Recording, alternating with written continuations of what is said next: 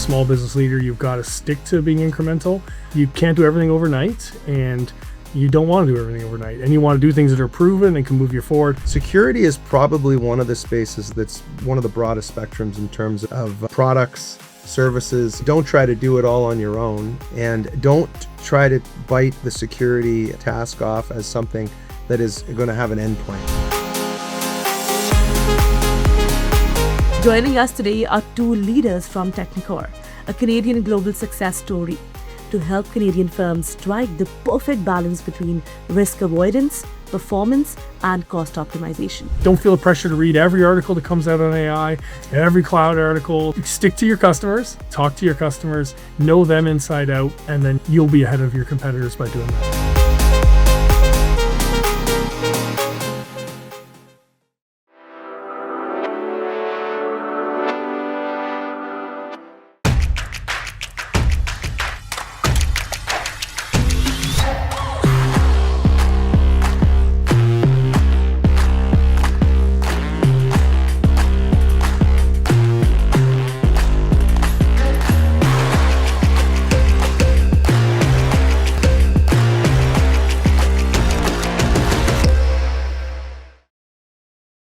Hello everyone, I'm your host Kripa Anand, and you're watching our exclusive series Cybershield Canada, where we highlight the crucial world of cybersecurity, a vital area for businesses to understand and implement. This series is designed to help startups and entrepreneurs learn how to safeguard their businesses by integrating cybersecurity practices into their operations, ensuring they stay protected in today's digital landscape. Joining us today are two leaders from Teknicor, a Canadian global success story. Andrew Horton is the global head of marketing, a best-selling author, and a world-renowned authority on human AI, specializing in how humans and machines can make better ethical decisions together. Joining him is Brad Pierrepoint, Vice President of Sales for Canada, a 25-year IT veteran who has navigated the technical and growth landscapes of large manufacturers like Dell and EMC, and emerging pre-IPO companies like Data Domain and ServiceNow, to help Canadian firms strike the perfect balance between risk avoidance, performance, and cost optimization. So before further ado, let's welcome these special guests. Andrew, Brad, welcome to the podcast. Such a pleasure. Nice to be here. Now, I'm very excited for this conversation, guys, because majority of our listeners are SMEs, right? And many SMBs view digital transformation as a big leap. But you guys argue that it's actually about incremental automation that allows a team to do more without, adding more complexity or layers to it. So let's start by understanding that how can mid-sized firms use technology to effectively automate at scale? And now with AI being into the picture, how does that change everything? Well, just start setting some context. I think they, you hit on the key point there, incremental. You get excited about things, people talk about technology, there's so much, I've got to do this, I've got to do that, and you can get overwhelmed. And as a small business leader, you've got to stick to being incremental. You can't do everything overnight, and you don't want to do everything overnight. And you want to do things that are proven and can move you forward. Brad always, really goes over a lot of great elements of the infrastructure and the software and the different pieces of what we do. But I think that's something we talk about a lot at our company is not having to do everything in one day, having a plan, mapping out, and biting off the pieces. And every time we talk to customers or other people in the industry, we're always aware of that and cognizant of that, and making sure that we map out a set of steps to get from A to B. And we don't even know what B looks like some of the time, but we get our way there. It's so simple to understand, right? And so simple to hear. But the problem is the actuality of it, right? Getting it integrated into the operations and the workflow and actually making it happen, right? So do you have anything to add to that? Yeah, we talk about three fundamentals, and this really applies regardless of the size of the organization, but sometimes it can be overwhelming when you're smaller or medium sized, as Andrew mentioned, to figure out where to start. And really the fundamentals are, where are you at from a resource perspective? Do you have not only the people, but do you have the infrastructure? Do you have the places to support, the projects that you want to roll out? The second one is skill set. Do you have the ability? Do you have the skills to take those steps forward and deliver, for your organization. And the last one that's really interesting, we've talked about the first two for a long, long time. There's another one that's become really, really one that I think is equally important, and that is risk and responsibility. Are you willing to take ownership of the risk and responsibility, for the technology outlay that you have?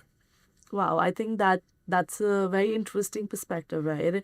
And also, I'd like to build on that and ask that should SMB owners be thinking about that cloud first approach, and also is it like a mindset thing that they need to deal with first, or the operations thing? What do you have like to say about that? Yeah, I would say, it's different for everybody. And again, if you really tie it back to resources and skill sets, what do you have? Again, from a resource perspective, if you're talking about cloud, it could be, do you have the facilities to support maybe infrastructure, data center infrastructure? Does it make more sense to take advantage of the cloud? Do you have the skill sets to be able to operate in the cloud? Where do you want the applications to live? And we find in most cases, it's a combination of those things. It could be that you're taking some ownership, risk, responsibility, and have the skill set. So you maybe have, some applications or some part of your business is being run on premises, and then you're leveraging both public and private cloud in addition to that, to roll out the total infrastructure and meet all the needs of the business that you have. You mentioned skill sets twice, right? So apart from the hard skills that one requires to be able to work in the IT space, what soft skills do you think are the most important, specifically in today's day and age? Well, I think the first thing is to identify what's important to your business to begin with. So, there are so many different things. I mean, that's where organizations like ours come in and consult businesses. Focus on what is going to drive revenue for your business and going to drive productivity for your business.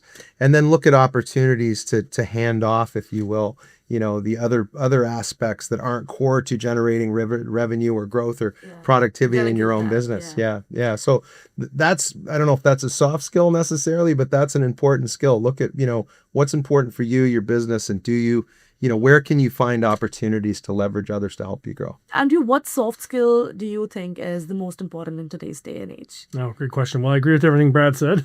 I think, obviously, my background for previous discussions around human AI. And I think small mid-sized businesses, the customer experience is central. It's a way that we can all really compete against large, I don't want to say faceless, but large organizations and SMEs.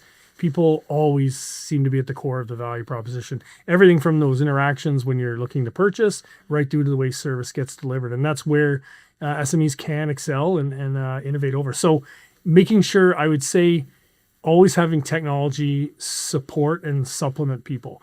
I'm a little structured on this. I actually draw out customer journeys. I do marketing, so I'll draw out a customer journey on a piece of paper sometimes and map, but often in a document, and I'll map out where a technology plugs in, what kind of content I want this person consuming, and what form it's going to be in, and how you kind of envision them moving through the journey. And then by that way, you can actually see where there's gaps. We might be helping people really well with something up here, and then we are kind of quiet on this, or not helping here, and then there's a big gap, and they go into a void, and then we wonder what happened to them. And so it's really putting the technology behind each part of a deliberate customer experience as you move here and there. I mean, that definitely comes down to the ultimate soft skill, your people, and making sure people are where you really excel. That's amazing. It just shows that how passionate the both of you are for what you do, and it's amazing to see that. That is also a vital reality check, right? Because it highlights that technology must play a supporting role to your people who are at the heart of your customer experience and how one feels about your brand presence. Now, moving ahead, let's discuss how cybersecurity is no longer a question of if, but when, especially with over 85% of Canadian SMBs facing cyber incidents.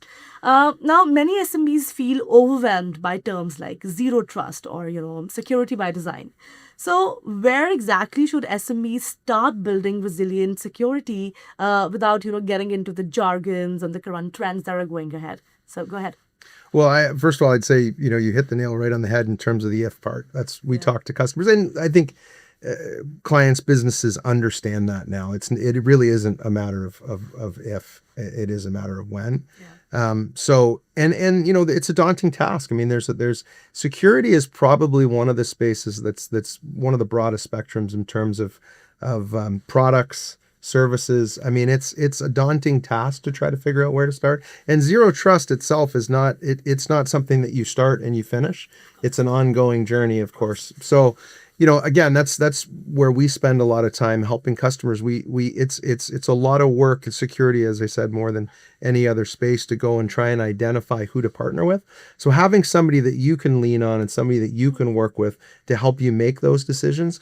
And, in terms of pinpointing exactly where to start, that's a challenging one too. I mean, there's so many different aspects, but I would say don't try to do it all on your own. And don't try to bite the security task off as something that is going to have an endpoint, because it's always going to be a journey that you're going to be on. And you need to start and you need to build. But it's not something that should have a finish line necessarily. It's something that you're going to have to work at all the time and get help in the journey, I would say. I agree with everything Brad said. The only thing I'll add to that is we talked at the beginning about cloud, and there's a drive in technology in general to often turn to trusted people to take care of things for you. Security fits that bill. You need to go to experts. No company has expertise in all the really high-end security stuff required. So in that way of thinking, you have to go to experts. You have to rely on others. But what I want to emphasize is you can't park it, it's with those guys and now I can relax. Yeah. There's still an ownership, like Brad was hitting on. Understanding what zero trust means, knowing the methodology and the approach, and knowing that your governance in your company and your risk and your board of directors and your accountability under the law, and you are still accountable for all these things. So to make sure that you do trust experts, don't try to do it on your own, where you might get yourself into some serious trouble, but don't just think it can go away. You have to. It's unfortunate that today you have to be on it. You have to not be an expert in every part of it, but find the right partners and understand how it comes together. And I think those are the best ways to tackle it. Along with and all that I'll add to that is when I talked about risk and responsibility in the beginning, security is really honestly where that came from. The risk and responsibility, the reason that's bubbled up to the top is because of the fact that it is so difficult. And you've got to look at your skill set, your resources again, and say, geez, is this something that we want to take responsibility for, or would it be better for us to go out and get some help? Whether it's a fully managed service or something in between, recommendations in terms of where to start. But yeah, risk and responsibility, big component of the security piece. Definitely, I agree with you. It's clear that responsibility cannot be handled off to, a single vendor. To really understand the stakes of this pre-preparedness, we need to look at what happens when things, go the other side or go wrong. To all the business owners watching, in 2026, your data is your most valuable asset, but it is also your biggest liability. If you are rushing into the cloud without a clear zero trust security strategy and a real world understanding of your costs, you aren't innovating. You're gambling. Don't wait for a ransomware attack to become a proponent of preparedness. Take control of your infrastructure and your financials today. That case study is also a sobering reminder that it confirms that investing in a framework and recovery plan before a crisis, is the difference between a hiccup and a business collapse completely. Right. Now, let's explore the hidden costs of cloud technology that many SMEs overlook today, right? Leading to unexpected financial strain. Mm-hmm. Now, when we're talking about an SMB, they are already very restricted on the budget, right? They're counting every penny that is going out of their pocket. Now, how can companies balance, OpEx and CapEx while they grow securely? It's a great question, and the first point is some clients have access to capital. We spend a considerable amount of time working in public sector, healthcare in particular. They tend to raise capital. Sometimes operating dollars are difficult. And if you look at software as a service as an example, cloud software delivery models, they're generally OpEx related. So that can be challenging. Now, there's been a big shift in the last few years when these technologies were becoming available. 15 years ago, there was literally no OpEx available. And customers and clients are changing, they're operating their business and financials differently to accommodate for that. But there's a number of different ways, that you can look at it. That is one of them. And it comes down to, again, where you want these solutions to be delivered from, and do they match? Cloud isn't for everybody. And the reality is sometimes you need to be able to have a predictable meter in terms of your use of the cloud. And again, having someone to come in and be able to consult you on that journey is really important. I would like to emphasize everything Brad said, completely agree. The other thing I'll add to that is come back to the workloads. Take a look at what the actual workloads are in your organization and how that hits the network. So cloud, on-premise, all these things, once you take that point of view, it helps navigate that. For example, if you have steady growth and you can kind of get a sense that my business is growing in a fairly steady way over a certain number of years, then you can actually increase your predictability and lower your costs through something on-premise. Yeah. You can define what it is and bite it off and control the situation. That's more predictable. So, in the buzzwords and the headlines, we often think cloud, I can just pay X a month. Predictable. Yeah.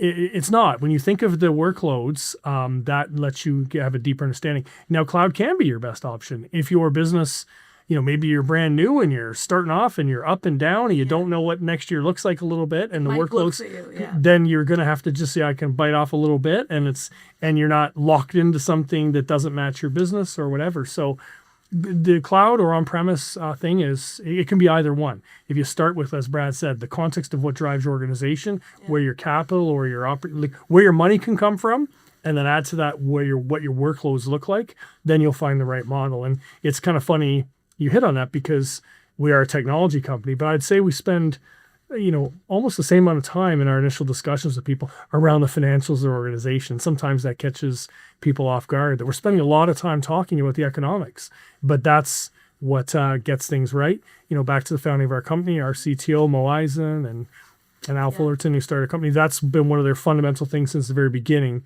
is to understand what's really driving your organization, and then we'll match the solution to that. Great point. It's central. So thank you so much, for educating me and all of our audience, because these conversations don't happen every day, right? And specifically as an SMB owner, you need to get these real advices from the heart, right? This is also a very critical distinction because it highlights that matching your financials to your specific workload, whether that's steady growth or, short bursts, it's the key to long-term planning after all. Now, finally, let's look at how Teknicor's journey balancing global expansion while staying agile and maintaining its Canadian roots since 2008. All right, it's time for a short break right here, but don't go anywhere because when we are back, we'll dive into how Teknicor scaled globally while staying agile and competitive. Stay tuned. Hey, you think you know UPS? Yeah, that's us. Everybody knows that. You know what you didn't know? This. Okay, try to keep up. Ocean, us. Ground, rail, air, so us. Guess who? Us. Customs cleared, borders cleared, done. Us. You still with me? Wait for it. Boom. Us.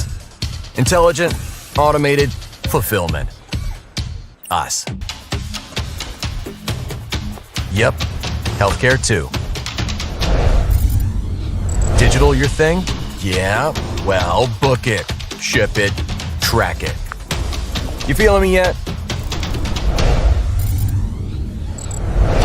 Yep. That's all us. That's all UPS.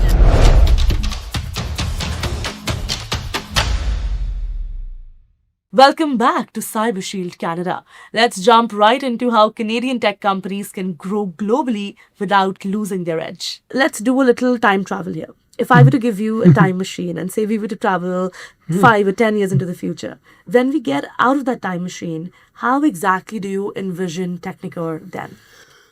Yeah, well, I think technology's, I mean, from my perspective, I think technology is changing. We've built a really strong and quite, the brand is well known here in Canada. And you, as you mentioned, we're looking to expand that globally. So we want to take the things that we're doing well here and expand those out. But at the same time, things are really changing. We're getting deeper and deeper into security. We've talked a lot about that, and we're consulting customers on security. And I think the thing that's unique about us is we're able to take our understanding of data center infrastructure and apply that to the security requirements. So it actually always starts at the application down to the infrastructure and then out. We're not coming at it just from a security perspective. So we want to take that message and expand on it. I think security and as we start, when we've talked a lot about cloud. Private cloud is a huge important component of any cloud discussion. So there's application delivery software as a service. There's public cloud. There's a variety of different things you can do there.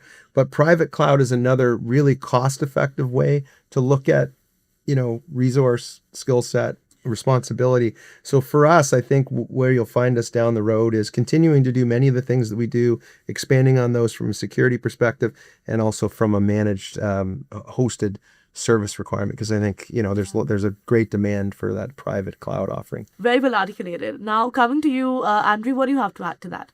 Well, I think that does make sense. I was thinking, are we going to get in trouble by predicting where the company's going in 10 years? But I think stay true to principles and be okay. I think what Brad hit on is key. Another thing I will point out, knowing the DNA of Teknicor, we are not the type of people to sit there and look externally at trends and factors and just say, we got to jump on that and do this. Yeah, that's a good point. All of our things we focus on come from, I've heard, it used to be called camping with the customer and things like that and certain methodology, but being in real customer conversations and having them say, oh my gosh, I wish this is a problem, need to find a way to solve this. So really coming out of, that's where I'd say most of the things we do.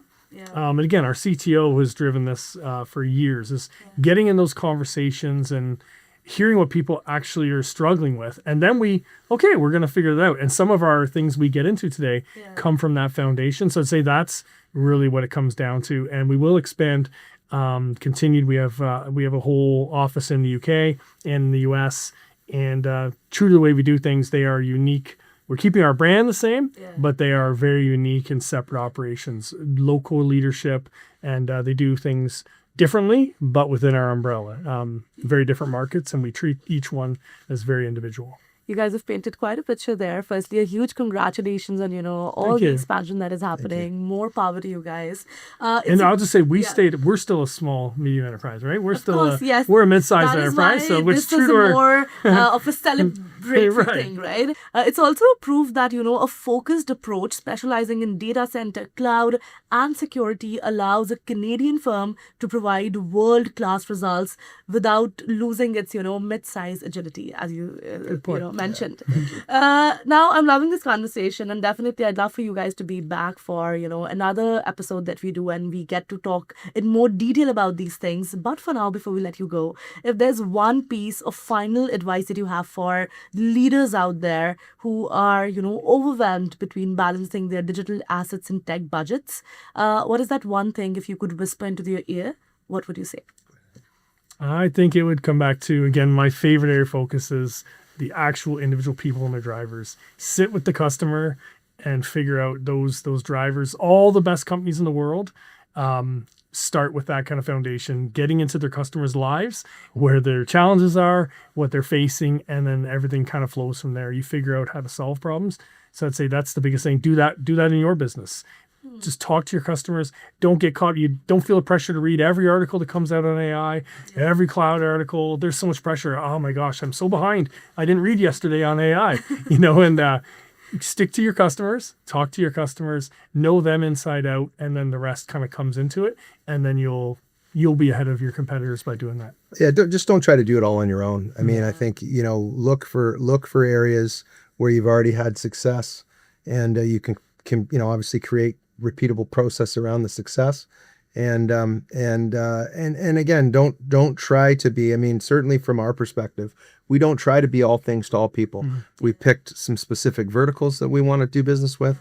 that we think we can add some real value to. We pick certain partnerships where we think we can add value. And, I recommend that approach to anybody. I mean, it's a tenet that's really driven our success. We do not try to be all things to all people, but what we do try to be is an expert in the places that we do business, and focusing on a limited number of customer types and a limited number of partnerships gives us the ability to be experts. And I'd recommend that for anybody.